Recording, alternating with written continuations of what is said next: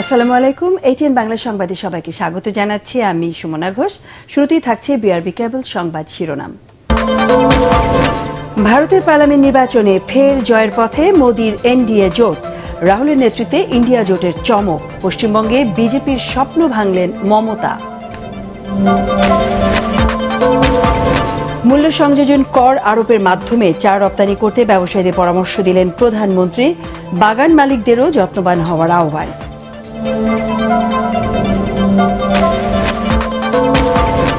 BNP দুর্নীতি নিয়ে সোচ্চার, অথচ তাদের দলের প্রধান দুর্নীতির অভিযোগে সাজা খাটছেন। মন্তব্য ওবায়দুল কাদেরের। আজিজ বেনজির আওয়ামী লীগের কেউ নয়। চতুর্থ ধাপের 60 উপজেলায় ভোট গ্রহণ কাল। আইন সংশোধন করে স্থানীয় সরকারের সব নির্বাচন নির্দলীয় করার সুপারিশ সুজনের।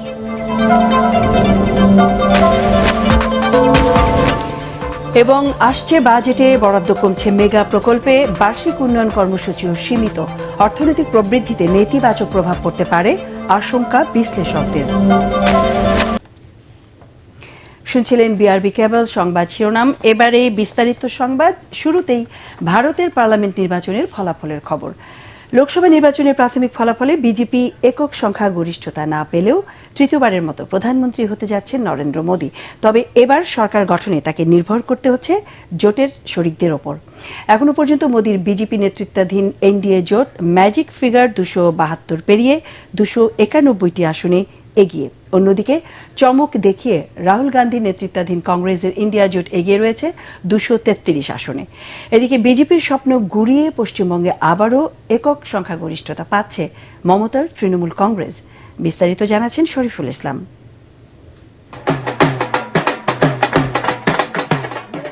বিশ্বের সবচেয়ে জনবহুল দেশ ভারতের 18তম পার্লামেন্ট নির্বাচনের ফলাফল ঘিরে চলছে নানা জল্পনা কল্পনা। 142 কোটির এই দেশটিতে বর্তমান প্রধানমন্ত্রী নরেন্দ্র মোদী কি তৃতীয়বারের মতো সরকার গঠন করতে যাচ্ছেন, নাকি চমক দেখাতে পারে রাহুল গান্ধীর নেতৃত্বাধীন ইন্ডিয়া জোট?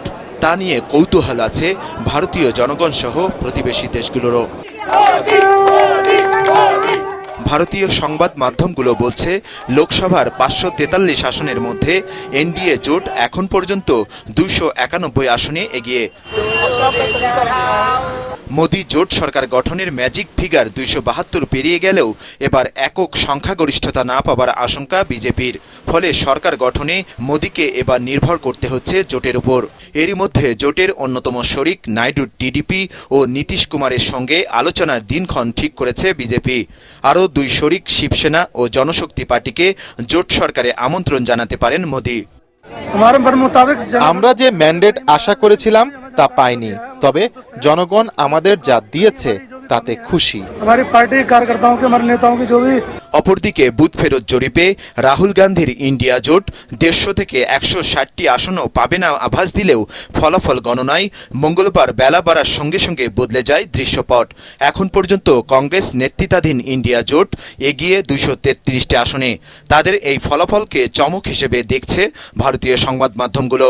কংগ্রেসের দুর্গ বলে পরিচিত উত্তরপ্রদেশের রায়বরেলি আসনে সোনিয়া গান্ধীর রেকর্ড ভেঙে 4 লাখ ভোটে জিতেছেন রাহুল। 2019 সালে নির্বাচনে সোনিয়া গান্ধীর কাছে 1,67,000 ভোটে হেরেছিলেন দীনেশ। লোকসভার সবচেয়ে বেশি আসন এই উত্তরপ্রদেশে, তাই নির্বাচনের ফলাফলে এই রাজ্যের গুরুত্ব বেশি। এখানকার 80টি আসনের মধ্যে এনডিএ 34টি আসনে এগিয়ে, যেখানে 45টি আসনে এগিয়ে ইন্ডিয়া জোট। এবার ইন্ডিয়া জোট ইতিহাস গড়েছে। সবাইকে ধন্যবাদ জানাচ্ছি আমাদের ভোট দেবার জন্য। মানুষ এবার মোদী সরকারের বিরুদ্ধে ছিল, কারণ তারা হিন্দু মুসলিম আলাদা করতে চেয়েছিল। তবে বিজেপির স্বপ্ন গুড়িয়ে পশ্চিমবঙ্গে বড় ব্যবধানে এগিয়ে মমতার তৃণমূল কংগ্রেস। এখানে 42টি আসনের মধ্যে 32টিতেই এগিয়ে আছে তারা।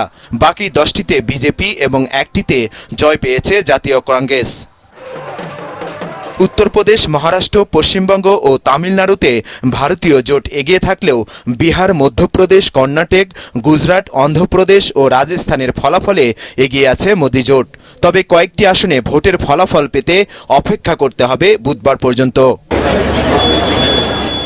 নরেন্দ্র মোদী এবারের নির্বাচনে জয়ী হলে ভারতের প্রথম প্রধানমন্ত্রী জওহরলাল নেহরুর মতো টানা তৃতীয় মেয়াদে প্রধানমন্ত্রী হবেন। তবে বিরোধী দলগুলোর দাবি, মোদী আবারও ক্ষমতায় গেলে ভারতীয়রা তাদের স্বাধীনতা হারাবে, আর বিরোধী জোট টানা তৃতীয় মেয়াদে হারলে তা হবে দলের জন্য বড় ধাক্কা।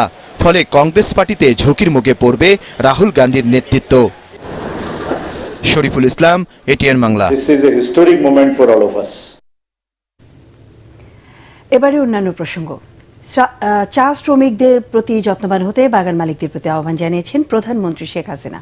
চতুর্থ জাতীয় চা দিবস উপলক্ষে রাজধানীতে আয়োজিত অনুষ্ঠানে চা শ্রমিকরা ভাসমান থাকবে না বলে জানান তিনি। এ সময় মূল্য সংযোজন কর আরোপের মাধ্যমে চা রপ্তানি করতে ব্যবসায়ীদের পরামর্শ দেন প্রধানমন্ত্রী। বিস্তারিত মনিরুর রহমানের রিপোর্টে। 2020 সাল থেকে 4 জুন দেশে জাতীয় চা দিবস পালিত হয়ে আসছে। এরই ধারাবাহিকতায় রাজধানীর ওসমানী স্মৃতি মিলনায়তনে চতুর্থ জাতীয় চা দিবস উদযাপন ও জাতীয় চা পুরস্কার প্রদান অনুষ্ঠানে যোগ দেন প্রধানমন্ত্রী শেখ হাসিনা। এতে চা শ্রমিকদের পক্ষ থেকে বক্তব্য রাখেন গত বছর প্রথম জাতীয় চা বিজয়ী নারী উপলক্ষী ত্রিপুরা। এ সময় চায়ের উৎপাদন ও চাহিদার সাথে সামঞ্জস্য রাখার কথা বলেন প্রধানমন্ত্রী। বাল্কে চা বিক্রির থেকে যদি ভ্যালু অ্যাডেড করেন তাহলে আপনারা কিন্তু আরো ভালো দাম পাবেন, ভালো পয়সা পাবেন, উপার্জন করতে পারবেন। আর এর চাহিদা কিন্তু সারা বিশ্বব্যাপী প্রতিনিয়ত বেড়ে যাচ্ছে। বিদ্যুৎ সাশ্রয়ে দেশের চা বাগানগুলোতে সোলার প্যানেল স্থাপনের কথা বলেন প্রধানমন্ত্রী। সমস্ত চা বাগানে আমরা যদি সোলার প্যানেল করে দিতে পারি তাহলে অন্তত আমাদের যে ন্যাশনাল গ্রিডে বিদ্যুতের সাশ্রয় হবে, আর স্থানীয়ভাবে যে বিদ্যুতের উৎপাদন হবে নিজেরাও ব্যবহার করতে পারবে, শ্রমিকরাও তাদের বাড়িঘরে ব্যবহার করতে পারবে। আবার আশেপাশে উদ্বৃত্ত থাকলে আমরা ন্যাশনাল গ্রিডেও নিয়ে নিতে পারবো। সরকারের সামাজিক নিরাপত্তা কর্মসূচির আওতায় চা শ্রমিকদের কল্যাণে নেওয়া বিভিন্ন পদক্ষেপ তুলে ধরে সরকার প্রধান জানান, চা শ্রমিকরাও ভাসমান থাকবে না, তাদেরও মাথা গোঁজার ঠাঁই হবে। আমরা যেটা সিদ্ধান্ত নিয়েছি, সকল ভূমিহীন গৃহহীন তাদেরকে ঘর করে দিচ্ছি। ইনশাল্লাহ এই চা শ্রমিকরাও এরকম ভাসমান থাকবে না, সেটাই বলে যাচ্ছে যে যা করার করব। যারাই কাজ করান শ্রমিকদের প্রতি যদি আপনারা যত্নবান হন, আপনারা কিন্তু বেশি করে কাজ করাতে পারবেন। শুধুমাত্র তাদেরকে ওই আপনার অধীনস্থ বলে বিবেচনা করলে হবে না। মনে রাখতে হবে তাদের শ্রম ঘাম দিয়েই আপনার উৎপাদন বৃদ্ধি করা উপার্জনের পথ করে দিচ্ছে। এই শিল্পে বিশেষ অবদান রাখায় 8টি শ্রেণীতে বিভিন্ন কোম্পানি ও ব্যক্তিকে জাতীয় চা পুরস্কার তুলে দেন প্রধানমন্ত্রী শেখ হাসিনা। এবছর শ্রেষ্ঠ চা রপ্তানিকারক নির্বাচিত হয় আবুল খায়ের কনজুমার প্রোডাক্টস লিমিটেড। শ্রমিক কল্যাণের ভিত্তিতে শ্রেষ্ঠ চা বাগান নির্বাচিত হয় ইস্পাহানি লিমিটেডের জেরিন চা বাগান। আর ঘন্টায় 48 কেজি চা পাতা তোলায় এবছর শ্রেষ্ঠ চা পাতা চয়নকারী শ্রমিক নির্বাচিত হন চট্টগ্রামের ফটিকছড়ির নেপচুন চা বাগানের জেসমিন আক্তার। মনিরুর রহমান, এটিএন বাংলা, ঢাকা।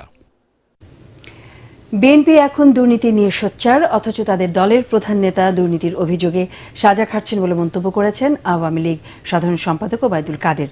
তিনি বলেন, অর্থ পাচার মামলার সাজাপ্রাপ্ত আসামি হিসেবে দলটির চেয়ারপারসন এবং ভারপ্রাপ্ত প্রধান সাজা খাটছেন।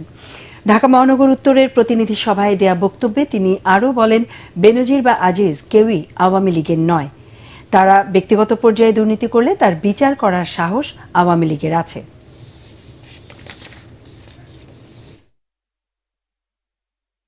দেখান আমাদের দলের প্রধান নেতা কে দুর্নীতিবাজ, তথ্য প্রমাণ নিয়ে আসা। দুর্নীতিবাজ আপনাদের দলে চোরের রাজা, চোরের মহারাজা সবই বিএনপি। বিএনপি হচ্ছে দুর্বৃত্তের জন্মদাতা। আপনি দুর্নীতির বিরুদ্ধে কথা বলেন, আপনার দলের প্রধানই দুর্নীতিবাজ। আওয়ামী লীগ গত 15 বছর ধরে বেআইনিভাবে বিনা ভোটে রাষ্ট্রযন্ত্রকে ব্যবহার করে ক্ষমতা দখল করে আছে বলে অভিযোগ করেছেন বিএনপি মহাসচিব মির্জা ফখরুল ইসলাম আলমগীর। দুপুরে দলের প্রতিষ্ঠাতা জিয়াউর রহমানের 43তম শাহাদাত বার্ষিকী উপলক্ষে সেমিনারে তিনি একথা বলেন। তার অভিযোগ, স্বাধীনতার স্বপ্নকে বিসর্জন দিয়ে সরকার বিশেষ কিছু ব্যক্তিকে লুটপাটের সুযোগ করে দিয়েছে। নগরের ইনস্টিটিউট অব ইঞ্জিনিয়ার্স বাংলাদেশ মিলনায়তনে চট্টগ্রাম ফোরাম আয়োজিত অনুষ্ঠানে মির্জা ফখরুল দেশের স্বার্থে জনগণের সরকার প্রতিষ্ঠার জন্য সবাইকে ঐক্যবদ্ধ হওয়ার ঐক্যের আহ্বান জানান।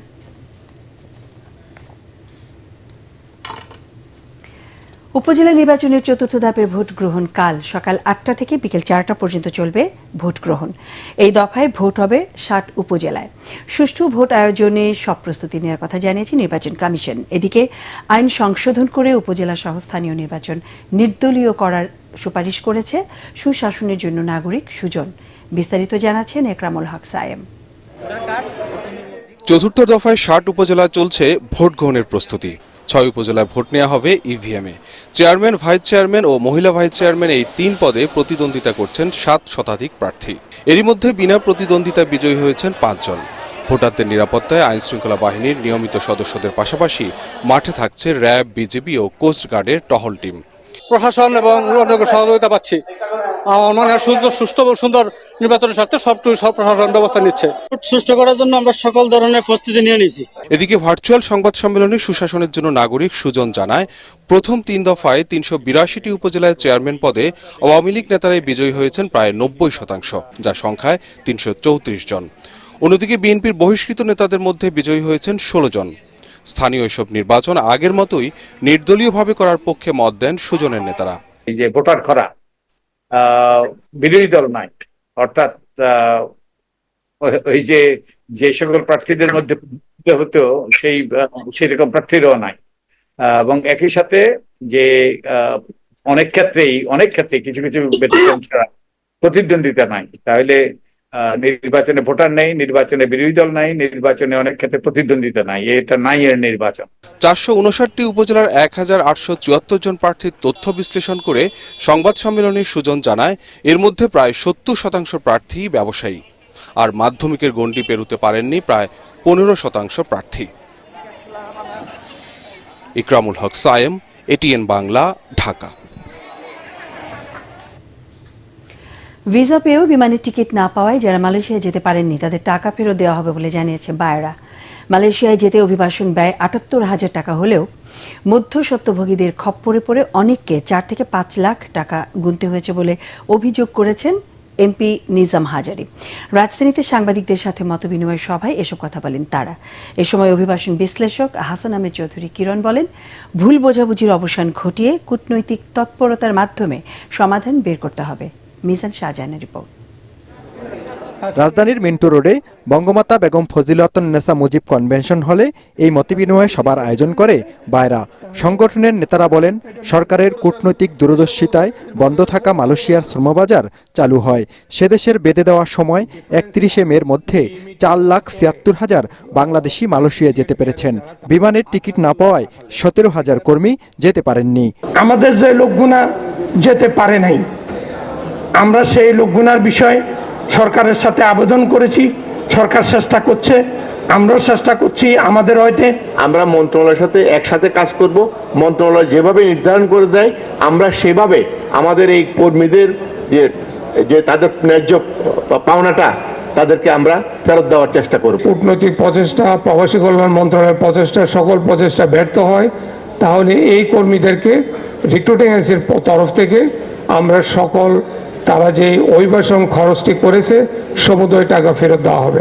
অভিবাসন বিশ্লেষক হাসান আহমেদ চৌধুরী কিরণ বলেন, আরও বেশি সংখ্যক কর্মী বিদেশে পাঠাতে নতুন শ্রমবাজার তৈরি করতে হবে। আসন্ন বাজেটে রেমিটেন্সের উপর কোনো ধরনের কর না বসানোর তাগিদ দেন তিনি। যারা ক্ষতিগ্রস্ত হয়েছে অবশ্যই তাদেরকে বাইরের পক্ষ থেকে তাদের যাতে ক্ষতি না হয় সেই ক্ষতিপূরণের ব্যবস্থা গ্রহণ করা হবে। আমরা জাপান লোক পাঠানোর কথা বলি, ইটালি লোক পাঠানোর কথা বলি, ভিয়েতনাম লোক পাঠানোর কথা বলি। আমরা বেশ কিছুদিন আগে আমাদের একজন মন্ত্রী বলেছিল সাউথ আফ্রিকায় আমরা কৃষি শ্রমিক প্রেরণ করব। আমরা সবাই মিলে আসুন কাজ করি, আমরা কিভাবে এই বিদেশের নতুন শ্রমবাজার খুলতে পারি। নেপাল থেকে জাপানে প্রচুর কর্মী চলে গেল, বাংলাদেশে মাত্র 200 বা 300, 500, 700 বেশি কর্মী আমরা পাঠাতে পারি নাই।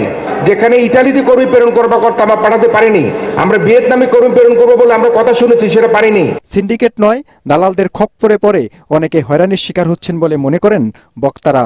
অভিবাসন ব্যয় হচ্ছে ৭৮,৯৯০ টাকা। এই টাকাটুকু আমাদের অফিসে গ্রহণ করেছে। আমিও শুনেছি অনেকের কাছ থেকে প্রায় ৪,৪৪,০০০, ৫,৪৪,০০০ বিভিন্নভাবে বিভিন্ন মিডিয়ার মাধ্যমে আমরা জানতে পেরেছি। এটা একটি দালাল শ্রেণী অথবা মধ্যভোগী কেউ না কেউ এই টাকাটা নিয়েছে। এই যে 24,000 কোটি টাকা এমপি সাহেবদের নেতৃত্বে লুপাট হয়ে গেছে, আত্মসাৎ হয়ে গেছে, এই সমস্ত তথ্য দিয়ে ক্ষতিটা কার হয়েছে কোনোভাবেই আপনারা এটা প্রমাণ করতে পারবেন না যে এমপি সাহেবরা এই কাজটা করছে। বক্তারা বলেন, টাকা জমা দেওয়া কর্মীদের মালয়েশিয়ায় পাঠাতে চেষ্টা করা হবে, না হলে বিকল্প রাষ্ট্রে। এর কোনোটাই সম্ভব না হলে অভিবাসন ব্যয় ফেরত দেওয়া হবে। মিজান শাহজাহান, এটিএন বাংলা, ঢাকা। মালয়েশিয়ায় বেঁধে দেয়া সময়ের মধ্যে দেশটিতে কর্মী যেতে না পারায় কাউকে দোষারোপ করতে চান না প্রবাসী কল্যাণ প্রতিমন্ত্রী শফিকুর রহমান চৌধুরী। তবে যাদের গাফিলতিতে কর্মীরা ভিসা থাকার পরও যেতে পারেননি তাদেরকে ছাড় দেবেন না তিনি। রাজধানীতে এক অনুষ্ঠানে প্রতিমন্ত্রী বলেন, এই নিয়ে গঠিত তদন্ত কমিটির প্রতিবেদনে কারো অবহেলা বা অনিয়ম পেলে আইনি ব্যবস্থা নেওয়া হবে। তিনি আরও জানান, মন্ত্রণালয়ের কাছে কর্মীদের যেসব ফাইল এসেছিল সেগুলো সময় মতোই নিষ্পত্তি করেছেন সংশ্লিষ্ট কর্মকর্তারা।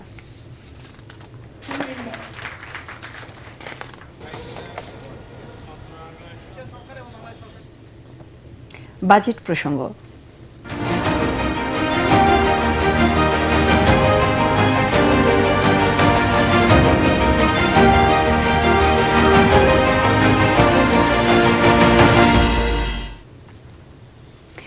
অর্থনৈতিক মন্দার বাজেটে বরাদ্দ কমছে মেগা প্রকল্পগুলোতেও, তেমনি বাড়েনি বার্ষিক উন্নয়ন কর্মসূচি বা এডিপির আকারও।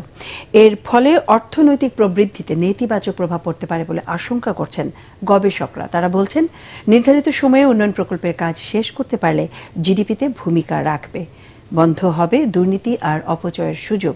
রিপোর্টে জানাচ্ছেন মাহবুব কবির চপল।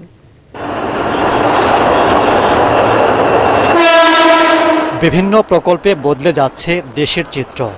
আগামী অর্থ বছরে বার্ষিক উন্নয়ন কর্মসূচি বা এডিপিতে নেওয়া হয়েছে 1321টি প্রকল্প। বরাদ্দ থাকছে 2,65,000 কোটি টাকা, যা চলতি অর্থ বছরের চেয়ে মাত্র 2,000 কোটি টাকা বেশি। এডিপির আকার না বাড়ানোয় প্রবৃদ্ধি বাড়ানো কঠিন হবে বলে মনে করছেন অর্থনীতির গবেষকরা। এখন যদি এমন হয় যে মুদ্রানীতিও সংকোচনমূলক, রাজস্ব নীতিও সংকোচনমূলক, তখন কিন্তু চারিদিকেই আসলে এক ধরনের সংকোচন তৈরি হবে। এবং আগামী অর্থ বছরে আমরা একটা পরিকল্পনা করছি যে প্রবৃদ্ধির হার হবে 6.75%। এখন ওই জায়গাটা তো কতটুকু করা যাবে এই কম এডিপিতে, তো সেটা কিন্তু একটা চিন্তার বিষয়। এটা একটা ভালো সংকেত বলা যেতে পারে মার্কেটের জন্য। আর একটা চ্যালেঞ্জ হচ্ছে মূল্যস্ফীতি। সুতরাং সরকার এখানে খরচ একটু যদি কমাতে পারে তাহলে আমরা মূল্যস্ফীতিটাতেও একটু কন্ট্রোল আনতে পারবো। এবার মেগা প্রকল্পে বরাদ্দ কমছে। 7টি মেগা প্রকল্প পাচ্ছে 41,000 কোটি টাকা। এর মধ্যে সবচেয়ে বেশি বরাদ্দ পাচ্ছে প্রাথমিক শিক্ষার উন্নয়নে পিডিপি প্রকল্প 11,000 কোটি টাকা, রূপপুর পারমাণবিক বিদ্যুৎ কেন্দ্র 10,500 কোটি টাকা, মাতারবাড়ি কয়লাভিত্তিক বিদ্যুৎ কেন্দ্র 6,000 কোটি, ঢাকা আশুলিয়া এলিভেটেড এক্সপ্রেসওয়ে 3,700 কোটি, metro rail 1, power grid network ও হজরত শাহজালাল বিমানবন্দরের 3rd টার্মিনাল 3,500 কোটি টাকা করে বরাদ্দ পাচ্ছে। মেগা প্রকল্পগুলো আমাদের অর্থনীতির জন্য অত্যন্ত প্রয়োজনীয়। যখনই আমরা নিজস্ব অর্থায়নে করছি, মেগা প্রকল্পের বাইরে যে অন্যান্য প্রকল্পগুলো রয়েছে সেগুলোর বেনিফিট আছে, কিন্তু ওইখানে কিন্তু অনেক দুর্নীতির সুযোগ রয়েছে। এখন এই জায়গাটাতে যদি বিদেশি অর্থ আসে তাহলে সেক্ষেত্রে আমরা রিজার্ভের একটা স্বস্তির জায়গাতে থাকবো এবং আস্তে আস্তে পরে সুবিধাজনক সময় আমরা কিন্তু ঋণ পরিশোধ করব। আমাদের বাংলাদেশের ব্যক্তি খাত এবং বিদেশি যারা বিনিয়োগকারী তারা যদি দুইজনে ইনভেস্ট না করে, তখন যেটা হবে যে আমরা এটার সুফলটা পাবো না এবং তখন আমরা একটা এই লোনগুলো শোধ করতে গিয়ে ভয়ানক চাপের ভিতরে পড়ে যাব। আগামী বৃহস্পতিবার সংসদে প্রায় 8 লাখ কোটি টাকার বাজেট পেশ করবেন অর্থমন্ত্রী। মেগা প্রকল্পগুলোর কাজ শেষ হলে দেশের অর্থনৈতিক প্রবৃদ্ধি বা জিডিপিতে গুরুত্বপূর্ণ ভূমিকা রাখবে বলে মনে করছেন গবেষকরা। তবে এক্ষেত্রে যাতে দুর্নীতি না হয় সে বিষয়ে কঠোর নজরদারির পরামর্শ তাদের। মাহবুব কবির চপল, এটিএন বাংলা, ঢাকা। এবারে বিকাশ ঈদ কেনাকাটা।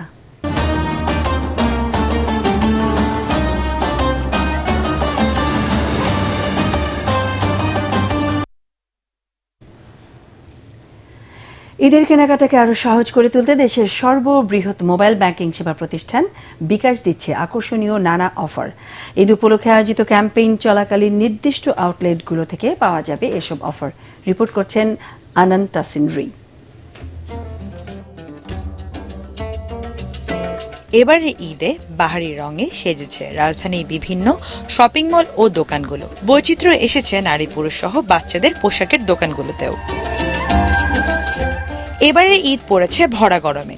গরমকে সামনে রেখেই তাই বাহারি সব পোশাকের সমাহার বসিয়েছে 12। ঈদের কেনাকাটাকে আরো সহজ করতে 12-এর যে কোনো আউটলেট থেকে বিকাশ পেমেন্টে গ্রাহকরা পাচ্ছেন বিশেষ ছাড়। কোরবানি ঈদে গরু তো কিনবই, তার পাশাপাশি নিজের জন্য শপিং করার জন্য টি শার্ট নিতে আসছিলাম আর আমার জন্য একটা ড্রেস নিতে আসছিলাম। তো এখানে নিলাম 12 থেকে। এখন 12-এ বিকাশও দেখছি অফার দিচ্ছে, তো আমি স্ক্যান করে বিকাশ পেমেন্টের মাধ্যমে আমি 100 টাকা ক্যাশব্যাকও পেলাম। এছাড়াও ক্যাম্পেইন চলাকালীন নির্ধারিত আউটলেটগুলোতে গ্রাহকরা পাচ্ছেন সর্বোচ্চ 200 টাকা পর্যন্ত এই ক্যাশব্যাক সুবিধা। এই উদ্যোগের ফলে ক্রেতাদের উপস্থিতি বাড়ছে শোরুমগুলোতে। ঈদকে মাথায় রেখে আমাদের পাঞ্জাবি কালেকশন, লেডিস কালেকশন, তারপর বাচ্চাদের কালেকশন চলে আসছে অলমোস্ট। গ্রাহকদের জন্য রাখছি আমরা হচ্ছে বিকাশে ইনস্ট্যান্ট 10% ক্যাশব্যাক। এটা সর্বোচ্চ একদিনে পাচ্ছে 100 টাকা ক্যাশব্যাক অফার। ক্যাম্পেইন চলাকালীন পর্যন্ত পাচ্ছে 200 টাকা পর্যন্ত। আনন্তা সিনরি, এটিএন বাংলা, ঢাকা। এই ঈদে দেশ জুড়ে কেনাকাটা ফুর্তি হবে শুধু বিকাশে, সাথে ডিসকাউন্ট কুপন, ইনস্ট্যান্ট ক্যাশব্যাক। আগামীতেও বিমান বাহিনীর উন্নয়নের ধারা অব্যাহত থাকবে বলে আশা করছেন রাষ্ট্রপতি মোহাম্মদ শাহাবুদ্দিন। বিমান বাহিনী প্রধান air chief marshal Sheikh Abdul Hannan বঙ্গভবনে বিদায়ী সাক্ষাৎ করতে গেলে এই আশাবাদ জানান রাষ্ট্রপতি। এ সময় বিমান বাহিনীর উন্নয়ন কার্যক্রম সম্পর্কে রাষ্ট্রপতিকে অবহিত করেন বিদায়ী বাহিনী প্রধান। দায়িত্ব পালনকালে সহযোগিতা করায় রাষ্ট্রপতির প্রতি কৃতজ্ঞতাও জানান তিনি। বৈঠকে বাহিনীর উন্নয়নে বিদায়ী প্রধানের ভূমিকার প্রশংসার পাশাপাশি সফলভাবে দায়িত্ব পালন করায় তাকে ধন্যবাদ জানান রাষ্ট্রপতি। বিদায়ী সাক্ষাতে first lady doctor Rebeka Sultana উপস্থিত ছিলেন।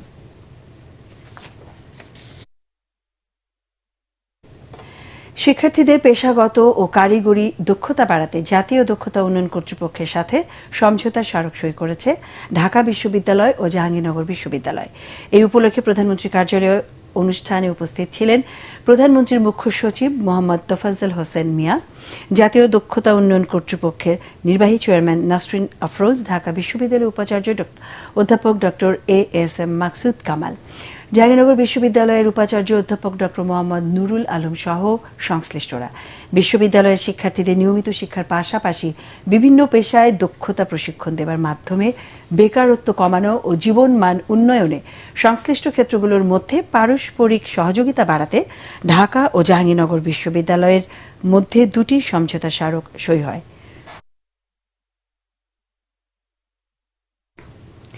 পলাতক আসামিদের আইনের আওতায় আনলে এমপি আনার হত্যা মামলার মূল রহস্য উন্মোচন ও আলামত উদ্ধার করা সম্ভব হবে বলে জানিয়েছেন ডিবির অতিরিক্ত কমিশনার হারুনুর রশিদ। এ মামলার তদন্ত শেষে নেপাল থেকে দেশে ফিরে হযরত শাহজালাল আন্তর্জাতিক বিমানবন্দরে এসব তথ্য জানান তিনি। নেপালের গ্রেফতার সিয়ামকে নিতে চায় ভারত। অপরাধের ধরন এবং স্থান বিবেচনা করে নেপাল ঠিক করবে সিয়ামকে কার কাছে দেয়া হবে বলেও জানান হারুনুর রশিদ। এদিকে আখতারুজ্জামান শাহিনকে ফিরিয়ে আনতে মার্কিন যুক্তরাষ্ট্রের দূতাবাসের সাথে আলোচনা করবে ডিবি। সিয়াম আমাদের এখানে আসলেও সমস্যা নেই, বা ইন্ডিয়াও গেলেও আমাদের তদন্তের কাজে কোনো বাধাগ্রস্ত হবে না। তবে আমরা মনে করি যে ইন্ডিয়া মোস্ট ওয়ান্টেড হিসাবে যে মূল ঘাতক, এই ঘাতকের অত্যন্ত কাছের মানুষ হলো আমাদের সিয়াম। এখন সিয়াম যদি সেখানে যায়, আমি মনে করি ওই যে আলামত উদ্ধারের ক্ষেত্রে সে একটা ভালো ভূমিকা রাখতে পারবে। আল আরাফা ইসলামী ব্যাংক অর্থ সংবাদ।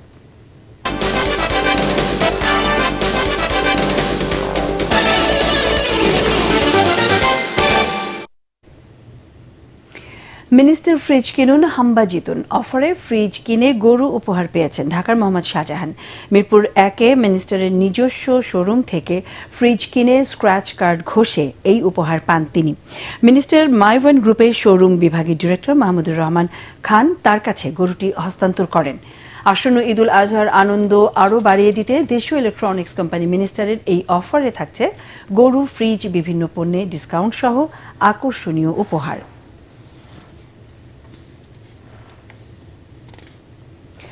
তুরস্কের অঙ্গ প্রতিষ্ঠান আই গ্যাস ইউনাইটেড বাংলাদেশের এলপিজি সেক্টরে পরিবর্তন আনতে তাদের কারিগরি দক্ষতা, অভিজ্ঞতা ও অর্থনৈতিক সামর্থ্যকে কাজে লাগাতে বদ্ধপরিকর। সেই লক্ষ্যে ইউনাইটেড আই গ্যাস এলপিজি আয়োজিত ডিস্ট্রিবিউটর এবং রিটেইলার মিট প্রোগ্রাম অনুষ্ঠিত হল রাজধানীর ইউনাইটেড কনভেনশন সেন্টারে। দিনব্যাপী অনুষ্ঠানে ব্যবসা কেন্দ্রিক আলোচনা, পরামর্শ, ভবিষ্যৎ দিক নির্দেশনা, সঙ্গীত আয়োজন, রাফেল ড্র সহ ছিল নানা আয়োজন। অনুষ্ঠানে উপস্থিত ছিলেন ইউনাইটেড গ্রুপের চেয়ারম্যান ও ব্যবস্থাপনা পরিচালক মঈনুদ্দিন হাসান রশিদ, আই গ্যাস ইউনাইটেডের সিইও আহমেদ আরজুমান্ত পোলাট, সিএফও হারুন ওরতাজ সহ প্রতিষ্ঠানের কর্মকর্তা ও ডিস্ট্রিবিউটররা। অনুষ্ঠানে ইউনাইটেড গ্রুপের সদ্য প্রয়াত পরিচালক নাসির উদ্দিন আক্তার রশিদের বিদেহী আত্মার স্মরণে 1 মিনিট নীরবতা পালন করা হয়। এবারে আন্তর্জাতিক সংবাদ।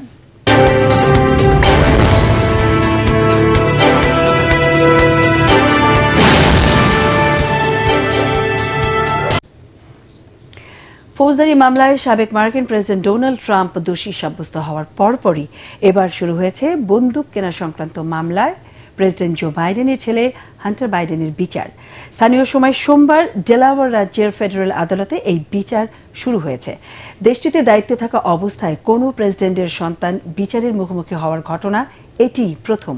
আগ্নেয়াস্ত্র কেনার সময় মিথ্যা বলা এবং মাদকাসক্ত হয়েও আগ্নেয়াস্ত্র রাখা সংক্রান্ত 3 অপরাধে গত বছর অভিযুক্ত হয়েছিলেন হান্টার বাইডেন। ডেলাওয়্যারের ডিস্ট্রিক্ট কোর্টে হান্টার বাইডেনের বিরুদ্ধে অভিযোগ গঠন করা হয়েছিল। তবে হান্টার বাইডেন আগ্নেয়াস্ত্র সংক্রান্ত অভিযোগে নিজেকে নির্দোষ দাবি করে এসেছেন। অভিযোগ প্রমাণিত হলে হান্টারের সর্বোচ্চ 25 বছরের কারাদণ্ড হতে পারে। টি-20 বিশ্বকাপ ক্রিকেটের খবর।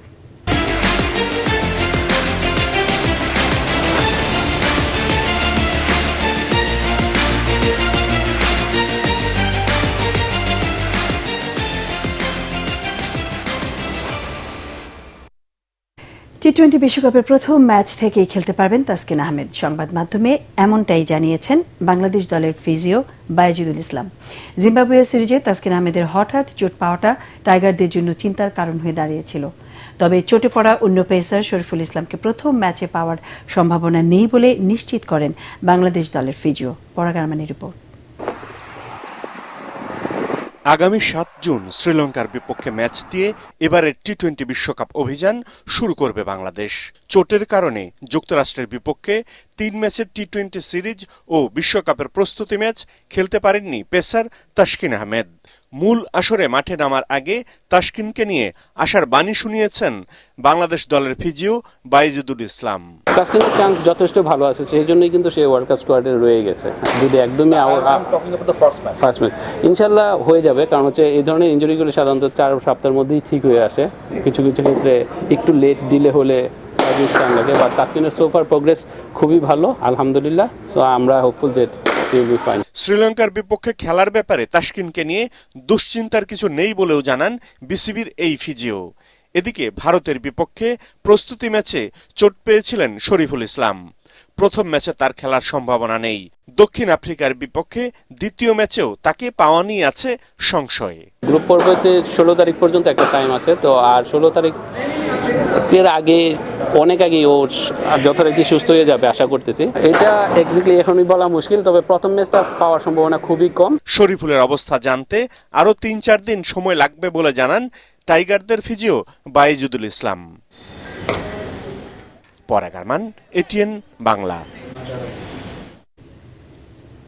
এবারে পার্টেক্স খেলার খবর।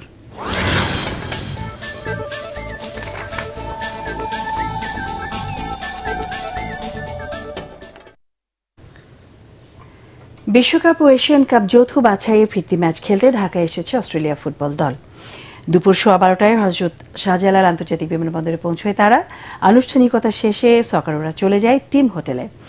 আগামীকাল ম্যাচ ভেন্যু কিংস অ্যারেনায় অনুশীলন করবে অস্ট্রেলিয়া। বৃহস্পতিবার বসুন্ধরা কিংস অ্যারেনায় স্বাগতিক বাংলাদেশের মুখোমুখি হবে তারা। খেলা শেষে রাতেই ঢাকা ছাড়বে অস্ট্রেলিয়া। গত নভেম্বরে মেলবোর্নে বাংলাদেশকে 7-0 গোলে বিধ্বস্ত করেছিল সকারোরা। ফিরতি লেগে বাংলাদেশের লক্ষ্য প্রতিদ্বন্দ্বিতাপূর্ণ ফুটবল খেলার। এর আগে 2015 সালে অস্ট্রেলিয়া বাংলাদেশে প্রথমবারের মতো ফুটবল খেলতে এসেছিল। সংবাদ শেষ করব তার আগে বিআরবি কেবল সংবাদ শিরোনাম আরও একবার। ভারতের পার্লামেন্ট নির্বাচনে ফের জয়ের পথে মোদির এনডিএ জোট। রাহুলের নেতৃত্বে ইন্ডিয়া জোটের চমক। পশ্চিমবঙ্গে বিজেপির স্বপ্ন ভাঙলেন মমতা। মূল্য সংযোজন কর আরোপের মাধ্যমে চা রপ্তানি করতে ব্যবসায়ীদের পরামর্শ দিলেন প্রধানমন্ত্রী। বাগান মালিকদেরও যত্নবান হওয়ার আহ্বান।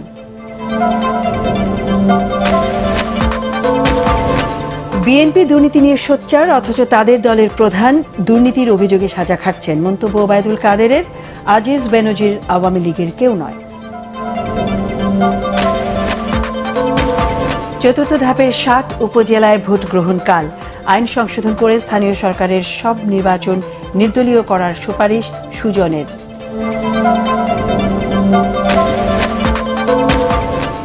এবং আসছে বাজেটে বরাদ্দ কমছে মেগা প্রকল্পে। বার্ষিক উন্নয়ন কর্মসূচিও সীমিত। অর্থনৈতিক প্রবৃদ্ধিতে নেতিবাচক প্রভাব পড়তে পারে আশঙ্কা বিশ্লেষকদের। আমাদের পরের সংবাদ দেখার আমন্ত্রণ জানিয়ে এখনকার মতো শেষ করছি। এটিএন বাংলার সংবাদ ইউটিউবে দেখতে ব্রাউজ করুন, youtube/ATN Bangla News। ধন্যবাদ।